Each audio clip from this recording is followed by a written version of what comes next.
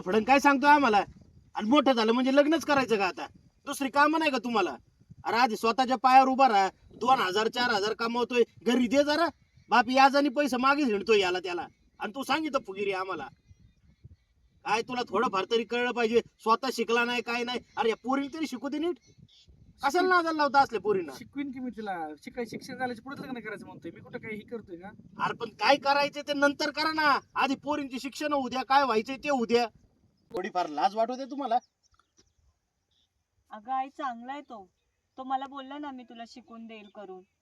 अगं पण हे तू स्वतः निर्णय घ्यायची गरज नव्हती ना. घरी आहे ना, तू जर म्हणली असती ना आई मला लग्न करायचं, तर मी एखादा चांगलं पोरग बघून तुझं लग्न लावून दिलं असतं. चांगला मी काय चांगला नाही का?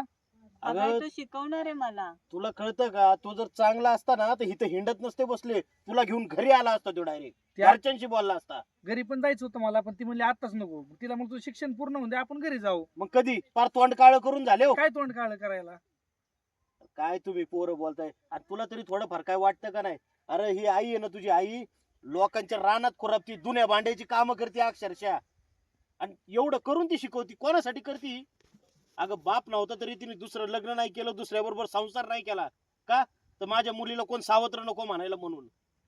एवढं करून सुद्धा चांगलं उपकार फेडलं तू आईचं.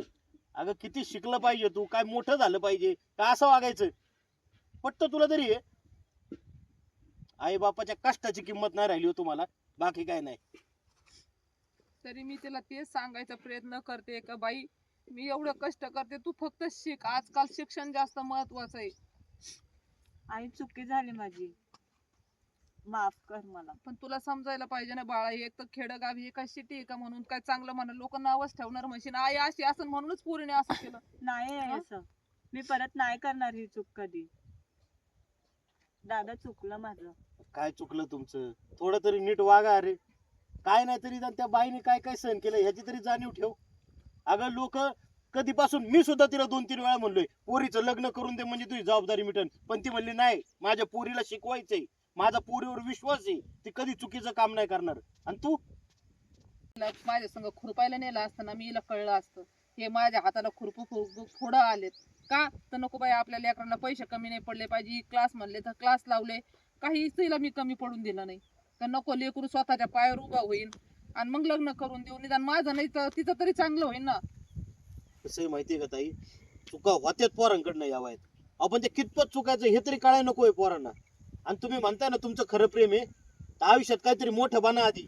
तू शिकून चांगले अधिकारी हो, काहीतरी चांगले नोकरी लाग, काम धंदा कर.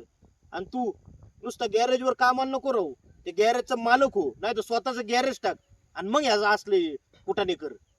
आई तुला माहिती आहे का, तू एवढी एवढी होती तेव्हा तुझे वडील मेले. हा, मला सगळेजण म्हणले तुम्ही दुसरं लग्न करा, आयुष्य कसं काढणार? मी म्हणलं नको. दुसरा बाप माझ्या लेकराला प्रेम नाही करणार, त्याला ते हे नाही देणार ना. त्याच्यामुळे मी म्हणलं नको, दुसरं लग्न करायचं नाही. माझ्या लेकराला मी नीट नाटकं सांभाळीन. पण तू हे दिवस दाखवले मला, हे लईच मला असं बघून वाईट वाटलं. आई चुकी झाली. हे सगळं केलेलं माझा काहीच उपयोग पण झाला जाऊ दे ताई, नाही. चला तिला घेऊन जावं घरी तुम्ही. कितकी चालतंय.